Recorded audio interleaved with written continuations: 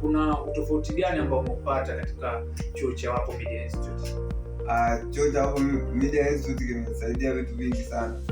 Ukiangalia kwenye mambo ya kiufundi, yani technical ya Wapo Media, yani ukizungumzia kwenye mambo ya kamera, kwenye kujua kuitumia mixer, umeweza kutupa uelewa mkubwa tofauti na hapo mwanzo.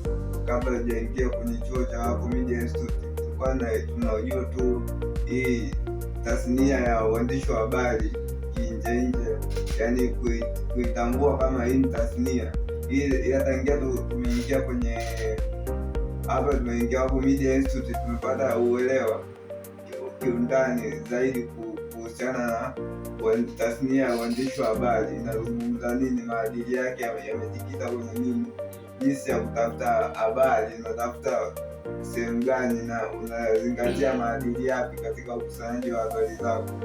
Pia picha ambazo unazipiga kama mwandishi wa habari inabidi uzingatie maadili gani ambayo yanakusababisha uwe katika hali ya usalama, hata kama ukiposti picha yako na taarifa yako ya habari.